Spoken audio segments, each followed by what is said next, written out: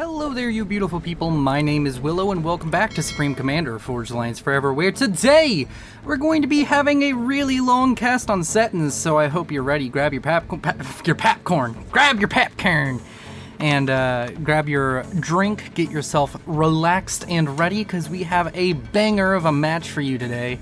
And we're going to start by introducing our players, but before we do, please consider liking and or subscribing, and I will gladly accept it if you press that red button. We're working towards 1,000 subs. Also, feel free to go check out some of the other FAF YouTubers. I'll put links below for the Dualist, Jabby, and Rowie. They are all great content creators, and you should check them out.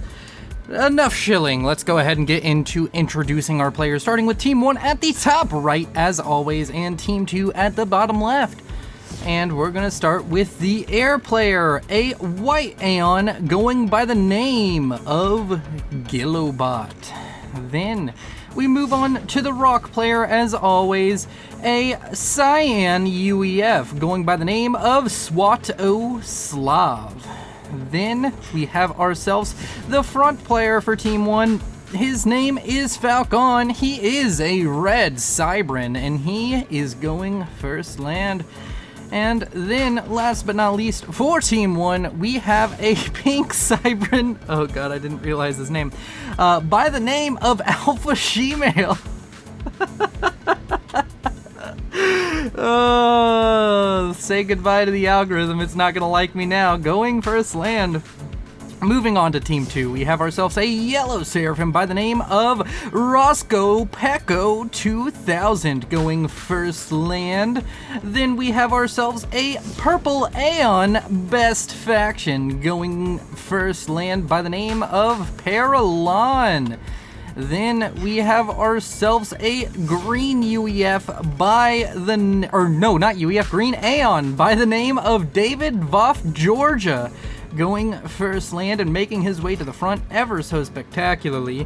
And last but not least for the entire game, a blue UEF by the name of Freddy Fresh going first air. And he is going to be rocking the rock position. And with that, we've introduced everybody in this game. Let's talk about the map. Of course, it is Setons. We have about 15,000 reclaim, about 13,000 of it right here. So we have our front players moving forward to go grab that reclaim, suck up that mass, and make their teams move a little bit faster into the mid game. The balance of this game is 94%, but we have a very disparaging look at how this is balanced. We have 3 players at the 1,000 mark on Team 2. They're pretty much all at 1,000, except for our good friend David. He is, of course, 1,100. And on Team 1, we have a lot of high-rated players. We have a 1,700, a 1,300, and a 1,600, and then that's balanced out by 1,000 rated player. So a lot of this game is riding on the actions of our purple Aeon, Paralon. He has to make up a lot of rating difference. Rating isn't everything, but it is relatively good at telling you how well a player will perform.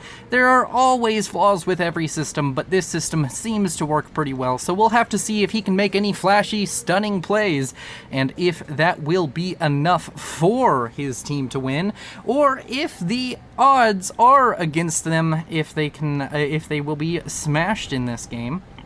We have the middle about to take place. We have our comms meeting over here. We have players going for different strategies, though. We have one player deciding to focus on Salem's, the other one focusing on more of the T3 and T2 Rex over here. We'll have to check in a few minutes on how they do on reclaim. We have an early T1 bomber, actually 2 of them out from Gillobot. Let's go ahead and track the first one. We're just gonna see how he performs with this Aeon technology of the Shimmer T1 bomber with its little stun bombs that come out from the bomb bay, which I don't even think I wish the cinematic camera could look up. Like, I want to see like what's underneath this. I want to see the entire model. I want to know if they slacked on the bottom side of all of these bombers. The bottom side of the bomber is very, very auspicious. Wait, what does this auspicious mean? Comments! Go look it up on Google and tell me how auspicious is the completely wrong word for what I was trying to describe there. Wow, this is a lot of bombers. Heavily targeting with this cheese are purple Aeon Paralon's about to have a very rude awakening as he finds out that his game plan is about to be ruined. We have a constant flow of T1 bombers. Now, of course, this will theoretically set behind Gillobot behind Roscoe. Roscoe is not investing in these T1 bombers, so it's a very, very likely case that Roscoe will get ahead, but it is a high-rated player. The first bomber not really achieving much, but we'll keep an eye on all of this as it goes down. In the middle, we still have fighting going on, but it's really not important in comparison. Overall reclaims are relatively similar. Team 1 getting a slightly better handle on reclaim at the moment, but there are a ton of bombers coming in, and this power grid is looking rife for the pickings. As a bomber comes in, it's only going to take a few more drops, and there's more than just a couple bombers coming in to be able to deal with all of this. If this power grid goes down, it's really going to hurt Paralon here in the early game. He's trying to get mechs upgrades, and they're not cheap, and whenever they're done, they consume more power, and it's kind of hard to balance, especially if you manage to lose your power grid. Right now, he's doing a great job on defense. He has a couple of interceptors out. It looks as though Gillobot might be able to dodge with a few of these bombers, but I'm not sure. Another bomber coming in. It's going to drop on seemingly nothing. Drops on Paralon himself. I think just focusing the air grid would be a better play personally, but who am I to judge a 1700 rated as they are cheesing the shit out of one of their opponents? But if no real damage is sustained here, this is just a win for Team 2, as Paralon hasn't really been set back as of yet. He's just had to invest a little bit more into interceptors early, but that is not a huge setback. And he reclaims one of the power gens, but it wasn't worth it. It didn't do anything. The entire power grid goes down, and with that, I would imagine Paralon's about to start power stalling, but he's living off of overflow currently, and he's going to have a T2 power generator in no time. He rushed T2 on the air factory. He can possibly build up some swift winds to try and help deal with this cheese. Looks like Gillobot's given up on the T1 bomber spam, and it's only managed to really set him back a tiny bit. Once this T2 power is up, this was all for nothing. So Paralon in a very strong position right now. He has managed to weather the storm of the early T1 cheese, and let's see if that continues to be the trend. In the middle, as we weren't watching it, we have Falcon. He's moved up with his units. He's managed to push David into the water. And let's look at the reclaim really quick. We have 13,000 for Team 1 versus 12,000 for Team 2. About 2,000 mass difference there. Overall mass generation difference is about 3,000. So Team 1 still doing slightly better on economy. We have T2 on the way for Paralon. That is an interesting upgrade. I don't know why you would get T2 when he already has T2 engineers. We'll have to keep an eye on him. Looking at the rest of the map, we have a little bit of a harassment coming out from our pink Cybran. It is, of course, Alpha She-Male coming out and asserting their dominance by trying to take out the first T1 naval factory out from Freddy Fresh. It was not nearly enough. A submarine comes out in time to try and stop the frigate. Another submarine is coming in, though, and this one's from Alpha She-Male. If this submarine manages, if they do not trade kills with these submarines, then this is a dangerous situation for Freddy Fresh. He could lose his first factory, in fact. We also have a lot of Navy now coming out from Swatoslav, who is currently the only player in the Southern Sea with a naval factory. So he's going to be able to get some harassment done with this. But it looks like T3 is on the way. Could this be a comm drop? I think we're about to see a comm drop, everybody. You're rushing T3 this early? Yeah, this is a comm drop. And it's going to work out great because we won't see ASF. Gillobot put himself behind. This opens up the comm drop opportunity. Normally on Setons, you can't really comm drop in higher rated games and mid-rated games because the air player will have ASF by the time you get the transport and the T3 upgrade. It's just not feasible. But with him building those 7 or 8 T1 bombers, it does set him back a lot. They're not inexpensive. So this very well may give the chance to Paralon to get... Yeah, he's going for the comm drop. Hell yeah, Paralon, you go get it. We'll have to see where he drops and what kind of damage he can inflict on his opponent. But until then, we can just check on the rest of the map. Sensors on the way for David. He's gotten no upgrades, but he has managed to weather the storm and push Falcon back a little bit. We also, of course, have we don't have a Tech 2. Tech 2 is just now finished. Roscoe is behind Gillobot despite the early cheese. Maybe not economically. No, he's even behind economically. He's just behind in every metric. He's just slower. We have a drop now out, of course, from Swadoslav. I kind of missed it, but it's not getting too much done. It's managed to kill off 4 mexes, but it's about to be shut down by a bunch of flares. So that's going to happen. Paralon, on the other hand, is over here in a transport, currently going to be dropping hot. Let's just go ahead and keep an eye on this. We can, of course, see the health of the transport. It is getting shot at by interceptors. Is he going to be able to drop in time? Is he going to be able to get this drop off? Oh, is he going to manage it? Oh, is he going to die? He drops!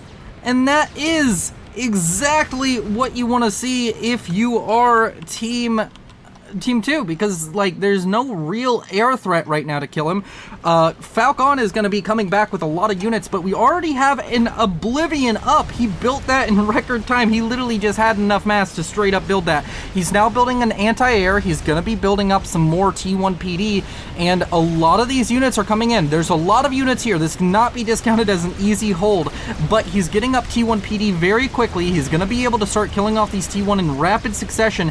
He can use the comms shots a little bit. If he has overcharge, that could help him out quite a bit right now. He's going to start building more T1 PD. The Seeker T1 anti-air is going to be doing a lot. There's T1 bombers now coming in from Swadoslav to try and stop this, but Paralon seemingly able to hold for the moment, but the Kama Falcon is coming in, and that could be dangerous. He could start reclaiming the PD. That's the most effective way to kill them quickly. We also have Paralon still building his own PD. He's still getting these up. Scorcher's coming in, trying to shut down the PD builds.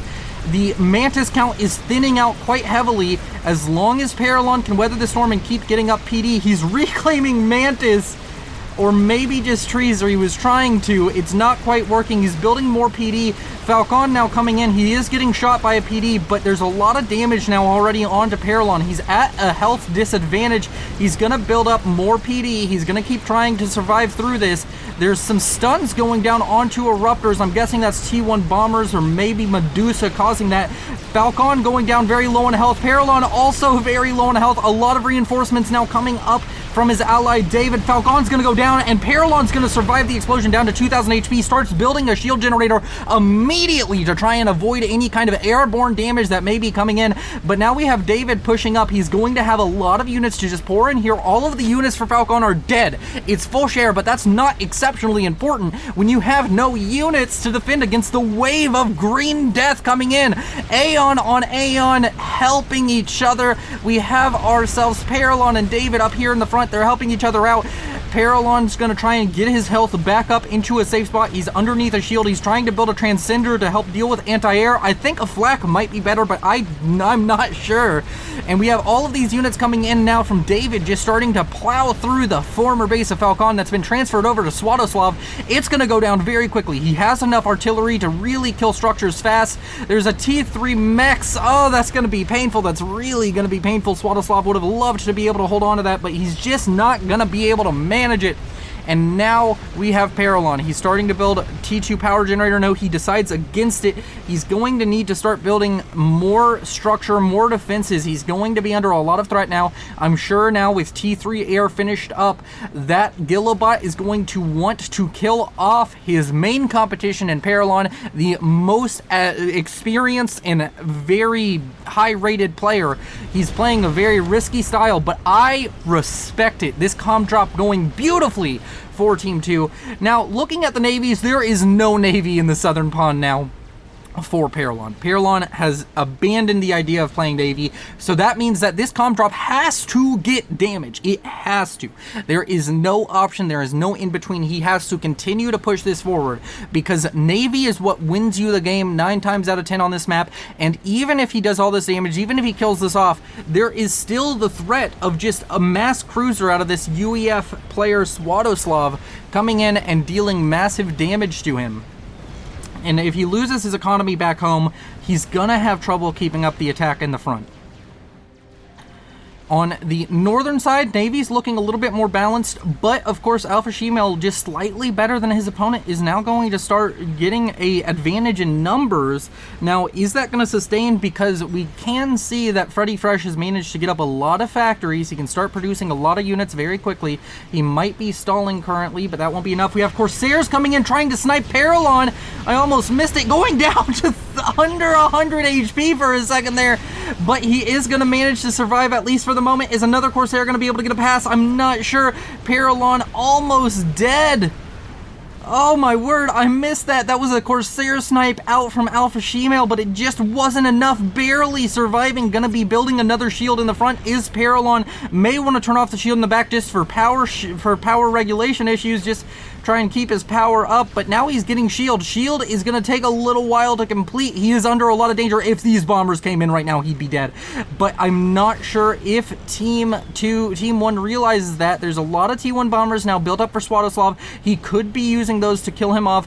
Paralon really wanted that shield upgrades, but he's not going to be able to manage it. There's a cruiser now out from Swadoslav, putting pressure onto Paralon.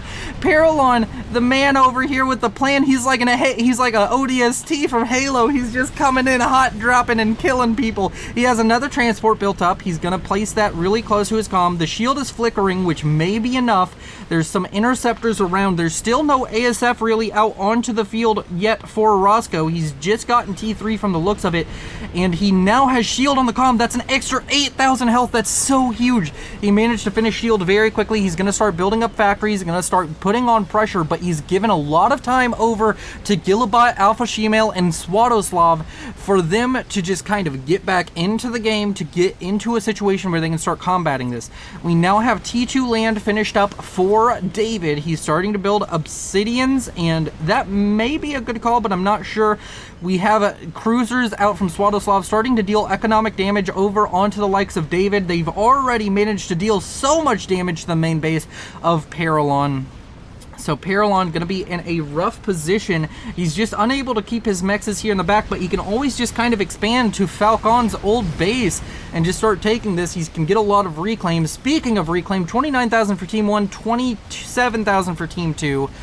But overall, this comm drop has achieved so much, but it's still not enough. He can't just get back into the Navy very easily, so he has to keep putting pressure on. It's not a situation where, oh, we killed a player and we took out all of his stuff, we're good. No, you're not good. This is still a bad position for Team 2, but it's not as bad as it could have been if he managed to lose Navy without doing it.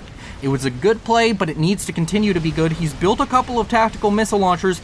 Looks like he's going to start launching missiles at various players. We have T3 now on the way for Swadoslav, but there's no TMD just yet. So the more launches he gets out from this, the better. They try for another snipe onto Paralon, but it doesn't really do much with the shield upgrade, and it's just not going to achieve the kind of damage that Team 1 needs to inflict in order to stop this. And with the help of David, it looks like Paralon is going to keep this going.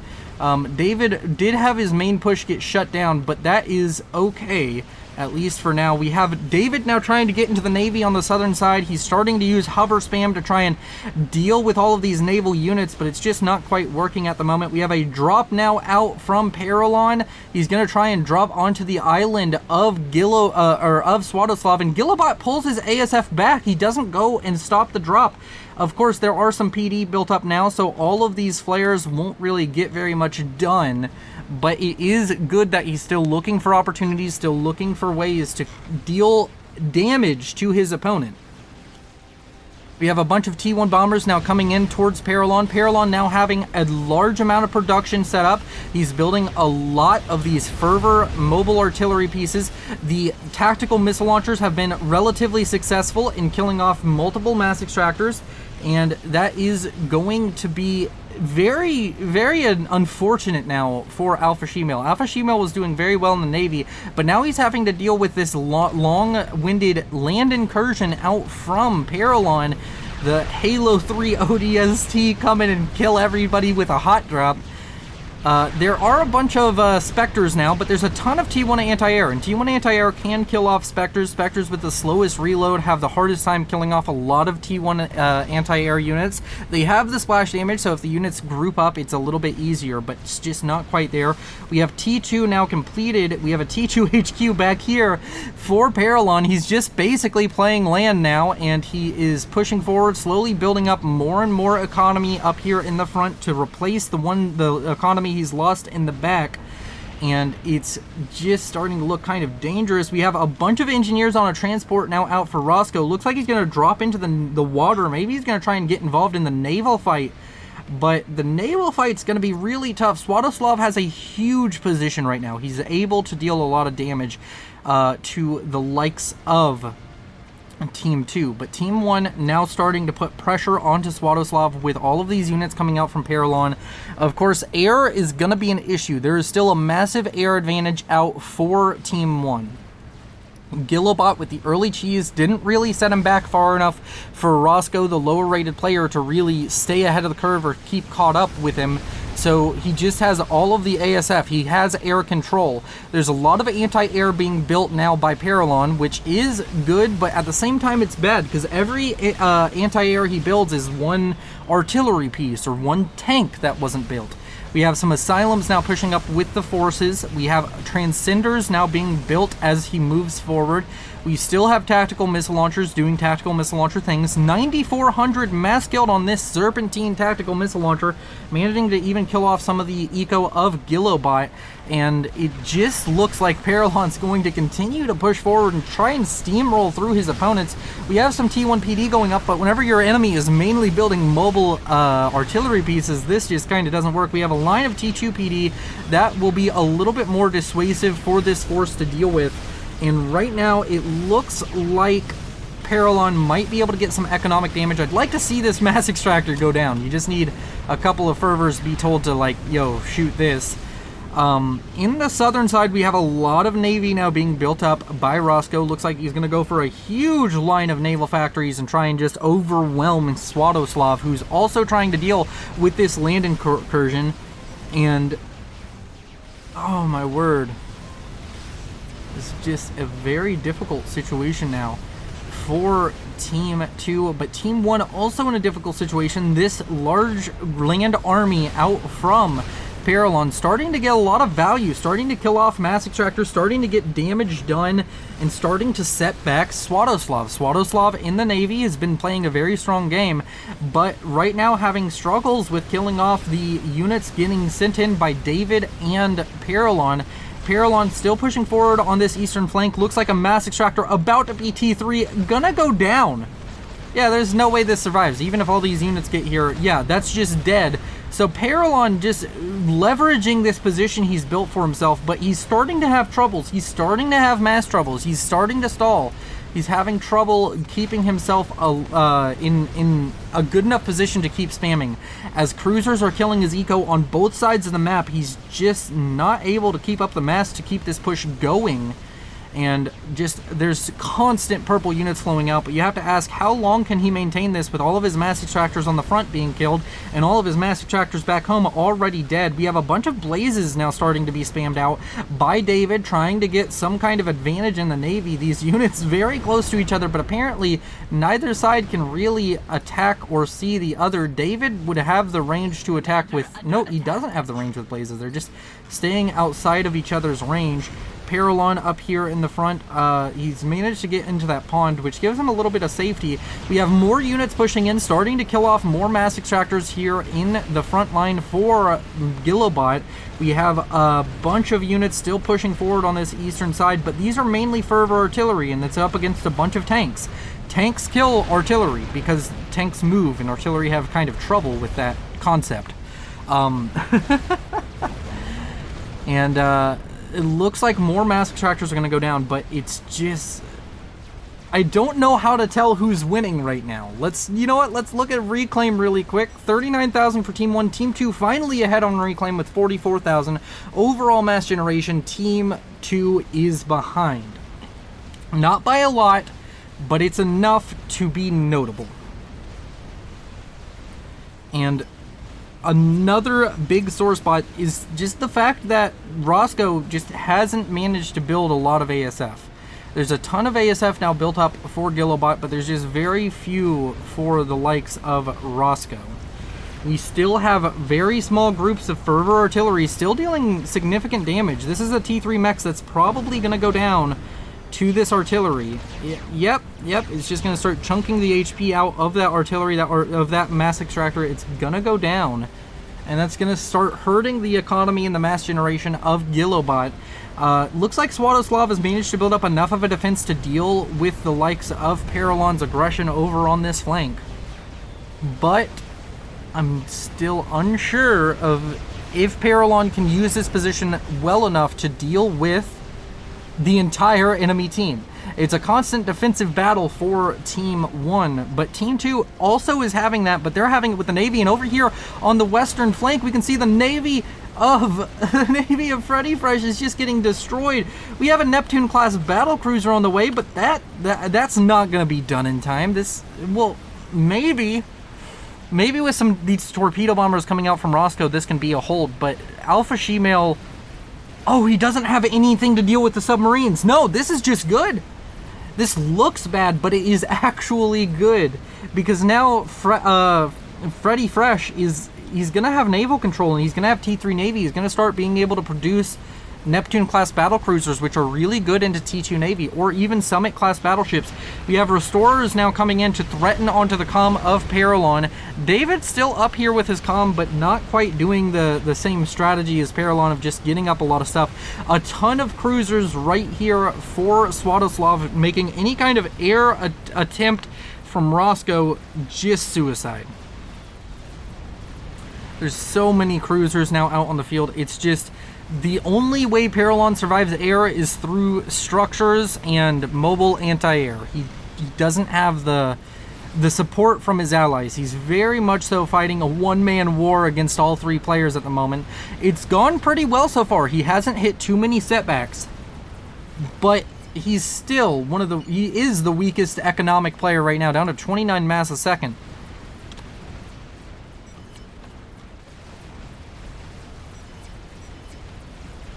All right. Wow, that's a lot of frigates. Roscoe spamming a ton of frigates. Looks like Paralon and Roscoe fighting a little bit, but it looks like some mexes are going to be handed over to Paralon from Roscoe. So I guess it's not really a fight, it's just a mutual conclusion.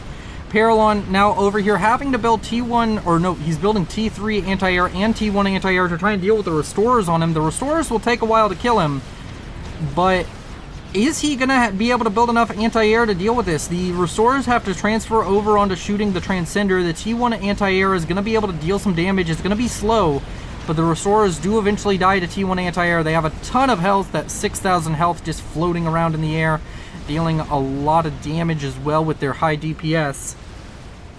Also having that added advantage of being good against air units. Not that that's being utilized too heavily right now. And in the Navy, it's... Whoa. Where are all the Navy units for Swadoslav? This is just destroyers. He has a lot of destroyers, but this is a ton of frigates. This is a stupid amount of frigates. This might just be able to kill him off. He only has 2 naval factories. Oh, 3 naval factories. That is... I don't think that's enough. Swadoslav investing so much into this land defense that he may have neglected his navy just a little bit too much, as David and Roscoe able to start getting real inroads and starting to get work done in the Southern Navy. In the Northern Navy, it's a bit more messy, but Neptune-class battlecruisers definitely going to make it a little bit more favored for Freddy Fresh. We have Paralon over here. He's still just pushing forward. He's now running into Alpha Shemale, who's building a lot of T1 or T2 point to... Oh no. Oh, this is a depressing sight for all Cybern players. The Duelist is right now crying. The Duelist is crying. You've been thwarted by a hill. You've been thwarted so bad that the Fervors are killing the Cerberus. Oh my god. An Oblivion point defense now thrown up by Paralon. Add insult to the injury right there. And Paralon just slowly making ground, moving forward, getting more work done. And oh my word, that's a lot of frigates. But a lot of frigates have been produced in a very short time now for Swadoslav. But is it enough to keep up with this massive line of factories? I'm sure Roscoe is stalling mass. No, he's not. He's able to afford it. But Roscoe having 21 factories intermittently building frigates, that's a lot of frigates. 21 frigates every minute or minute and a half is huge. Alpha Shemale now in a very rough position as he's walking towards Paralon. Alpha Shemale dies. Okay, Alpha Shemale's gonna die now. Thank you for participating in the game. He's gonna try and shoot onto the comm of Paralon, but that's going to achieve diddly. Oh my god, that's a heart. Oh, and that's the death of Alpha Shemale. We now have 2 confirmed kills for Paralon. There's a bunch of restorers now coming in to try and kill off Paralon. Paralon's health dropping significantly quickly. He's down to 6,000 HP and falling. That's a ton of Spectres. That's a ton of, well, not really many restorers, but Spectres coming in. He's falling down super low on HP. Is he gonna die? Paralon, the hero of Team 2, is starting to go down, but they're running out of gunships, and Paralon survives with 1,500 HP. It's just not enough. Paralon's gonna walk away after killing another player, and Gillobot's gonna get salty. He's gonna get salty. Gillobot, the man made of salt, angry that his snipe didn't work after his ally died, but there was enough anti-air to just kind of deal with it. Paralon now building tactical missile launchers. Still needs to be careful. Like, there is now a not insignificant amount of land units pouring out of Swatoslav's base. Swatoslav is starting to reach the same levels of land unit production that Paralon's been on for a little bit. And it's starting to get dangerous. We also could see a lot of blazes just come back and kind of just help with all of this land spam. We have T3 land finished and now producing Percivals. We have Ravager creep on the way. Paralon's starting to look like he's in a precarious situation. Looks like he might need to abdicate a little bit of ground, as my good friend the Duelist would say. And yeah, Paralon now building more PD. He's in a rough spot. There's more gunships constantly pouring out. He kind of just needs to fall back. I hate to say it, but Paralon, my man, you're kind of balls deep. I don't think he's assessed the situation properly. He should. Whoa, that was a ton of mercies. That is a ton of. That's enough mercies to one-shot him. They have to get in though. He has to be able to get in with the mercies, and Paralon has no idea of the impending doom sitting right outside his vision range. Oh no, he sent the asylum away. He needs those asylums on the comm. Mercy's now about to start making a wide berth. The land units out from Swatoslav now gonna start tearing into the production facilities over here for Paralon. Paralon in immediate danger, but he doesn't know it yet. He's pushing forward with the comm. He needs to stop. He needs to just move back. He's having power issues now. Oh god, the power issues make this so much worse. Why is he having power issues? What is he building that needs so much power? He needs overflow from his teammates right now. Paralon in impending doom. Our hero, the man with the plan, the man with the drops, the man who can win it all for his team, is now moments away from a very, very unfortunate demise. That's a ton of Spectres. They're going to be flying into flak, so they're going to get bruised, but there's enough here to kill off the flak. Few may die for the cause. The Mercies are now coming in. Paralon is under attack by our Mercies. Are they going to be enough? Some of the Mercies will go down, but not all of them. The Mercies coming in, and Paralon dies! Oh my word, Paralon goes down. Of course it is full share. All of this probably goes to Roscoe. Roscoe, and we weren't looking at it because we were so focused on that snipe coming in, but Roscoe has managed to kill off all of the factories now for Swadoslav. Swadoslav is knocked out of the Navy. The question is, how does Roscoe want to go forward with this? And, oh wow, Gillobot is so angry. Oh, he's so angry. Oh man, Paralon throwing out the bad words. We have a nuke launcher from David. I mean, props. Good job. Good noticing. We now have Percivals and a lot of land units pushing towards David's comm. David could die. But is that the fate that he has?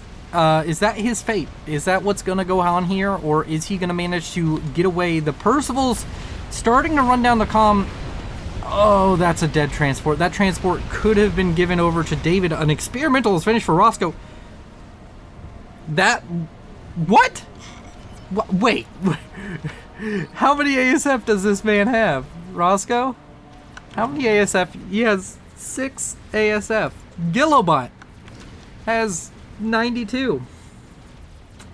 Roscoe, my man, if you're watching this, that wasn't the play. That just wasn't... It would have been better to build a chicken. It would have been better to build more air factories and gotten an air advantage. But, it's neither here nor there. He's made his choices. We have another drop now out from Swadoslav. I don't know how long this has been here, but there's been a drop over here. He's built up a lot of forces, and do they know about it? They know about it. Roscoe needs to... just use the Awasa. Here. Use it here. Use your Awasa right here. Just kill this off. No, don't send it over there. What are you doing, man? Get a grip. Swadoslav officially taken out of the Navy, his last destroyer going down now, but he's on the land game now. He's starting an incursion into the base of Roscoe. So the question kind of comes down to, I can't see this being effective. He's still, like, the ASF for Gillobot, are they going to be willing to come over here? Is a question. Wow. Freddy Fresh, if you're watching this, I know I've casted you a few times actually, your name is very familiar. It's 32 minutes, all of these should be T3 mexes. Just make that happen in the future. A bunch of Neptune class battle cruisers now fighting it out with all of the frigates out from Gillobot. Used to be Alpha Shemale's property, but now in the hands of Gillobot, who's trying to get aggressive, but Neptunes are tanky, and even with the Spectres, it's going to take a while for these to die, and they kill off a lot of frigates very well. It does look like there was a transport provided to David. David managed to get away. There's a bunch of gunships now out for Roscoe. I don't know why they're here and not here. The Awasa comes in, kills off a few land factories with its first drop, and is going to continue to drop on to the proxy base that was built up by Swadoslav. Still producing frigates. I don't think you need more frigates, my friend. Frigates are not what you need right now. You need to start building cruisers, most likely. That nuke launcher, is it done? It is done. Does anybody on Team 1 have SMD? Not seeing any for Swadoslav. Any of these SMD? No, they're not. SMD finished for Gillobot and heavily assisted, so that might be able to get the job done.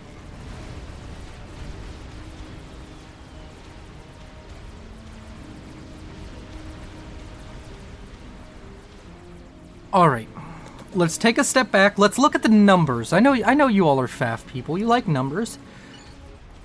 528 mass a second for Gillobot. That is significant.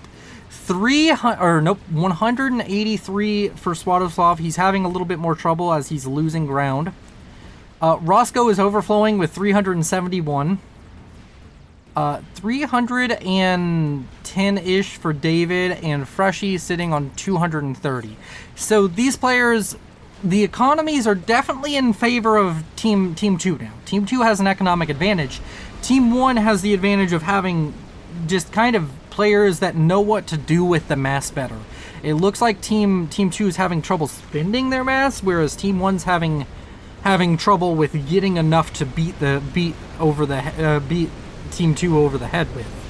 There's a large ground force now built up for Swadoslav. Admittedly, mostly T1. At this stage in the game, you can deal with T1. David's still on a transport. David should drop his comm.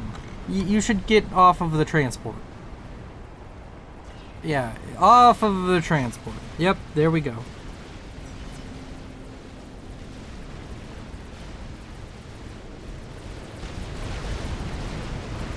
Alright, Neptune's now fighting it out with a battleship. These battle cruisers, if they're focused onto the naval factory, it's dead very quick. This entire naval situation looking rather bleak for Gillobot. A large naval battle happening between these players. I'll do that so we can see HP bars.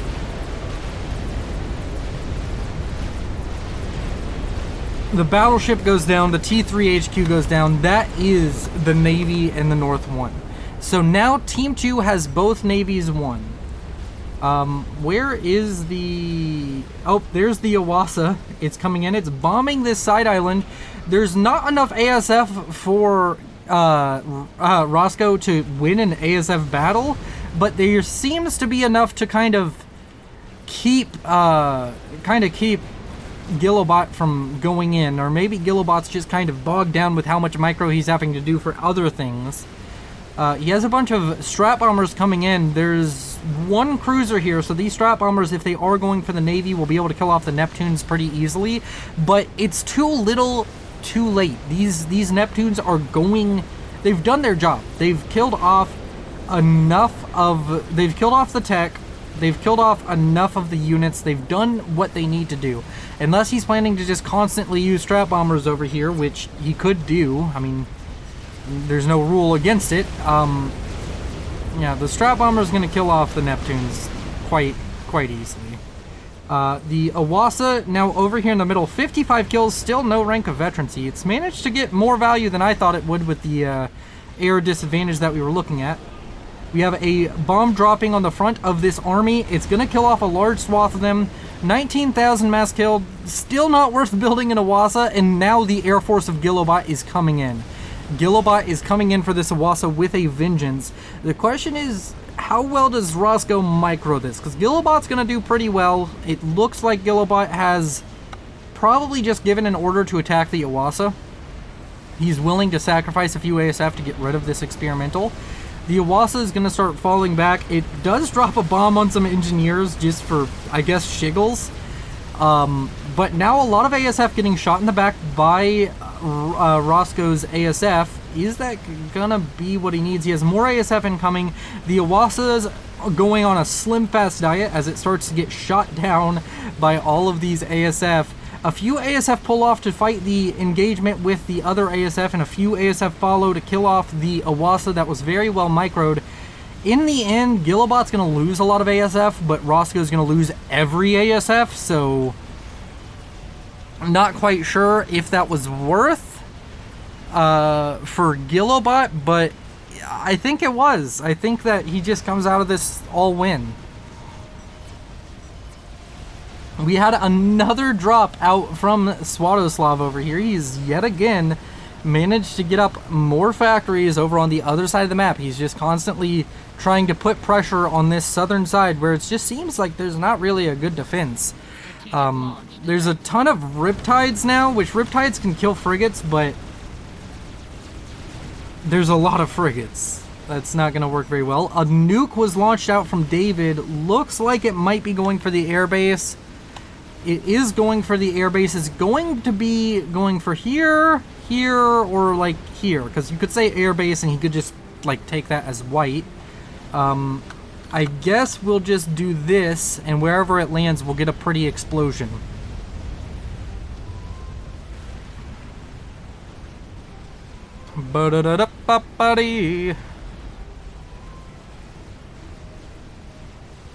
Alright. Where's this nuke going? Oh, it's going over here. Kaboom! Alright.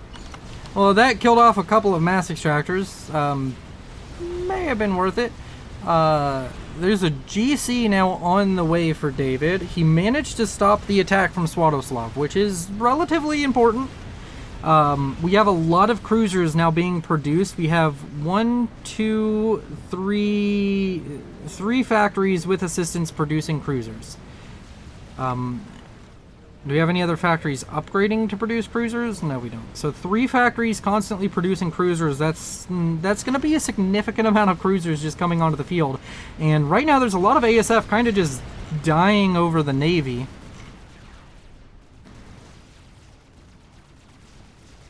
And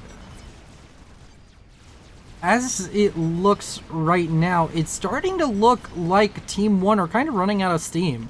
It was looking really good for them for a second, but now it's just kind of looking like they're about to get overrun. The Navy is getting really bad. Both Roscoe and Freddy Fresh spamming cruisers.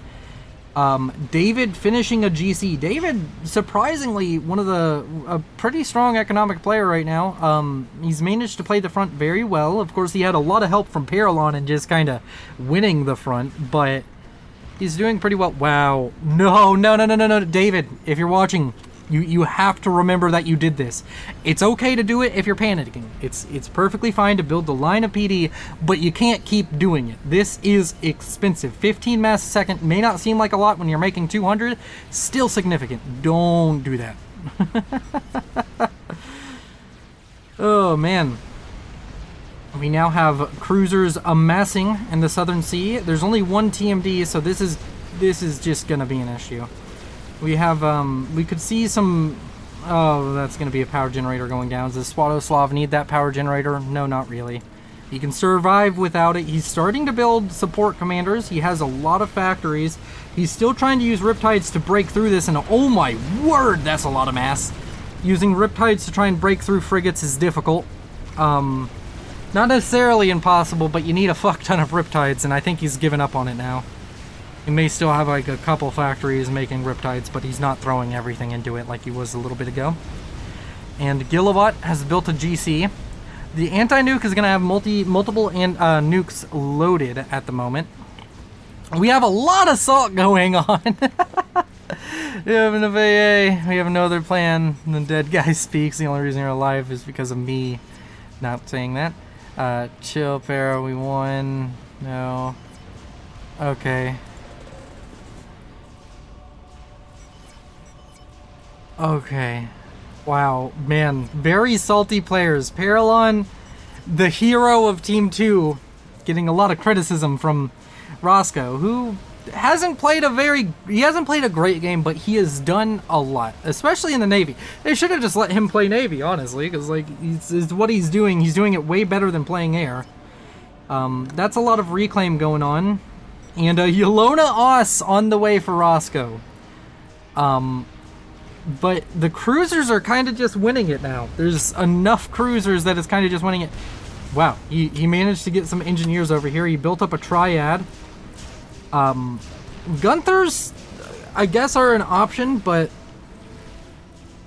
man, this is a lot of cruisers now being built. How many cruisers do we have? We have 13 over here. Roscoe sitting on 13 as well. It's starting to get to that point where it's a fuck you amount of cruisers, where you reach that many cruisers and it's like, fuck you, you're not going to build enough TMD. And you know, I respect it. The fastest way to get to the fuck you amount of mobile missile launchers is torrents. Torrents get to fuck you very quickly. GC pushing forward. And as I said, Gilobot and Swadoslav, despite having strong economies, feel like they're petering out. They're not gaining ground anymore. They're not really getting a lot done. I just don't see what they can do to win. Like, their opponents, despite being much lower rated, just have so much economy on them now that it's going to be difficult to deal with it. I mean, like, we have a Yelona Os being built and not an insignificant speed. We have, like, this is being built at not such an insignificant speed. We have, admittedly, it's being built by mainly... No, it's got a decent amount of build power behind it, and he's able to kind of afford what he's doing right now. So the Yelona Os could just seal the game up for us right now.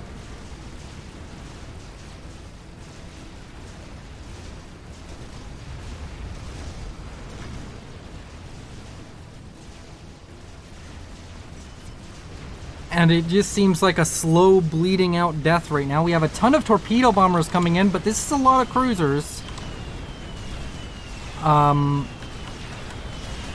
Torpedo bombers coming in. They kill off one cruiser, but they weren't shift G'd. By the way, I have a shift G tutorial. If you want to kill cruisers a little bit better than Swatoslav just did. Speaking of which, Swatoslav, if you're watching this, go watch it. It'll be very useful for you. You could have killed like at least 4 to 5 cruisers with that pass. Instead, he killed 2.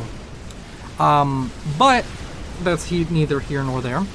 Swatoslav saying he wants to leave. Is that going to be the end of it?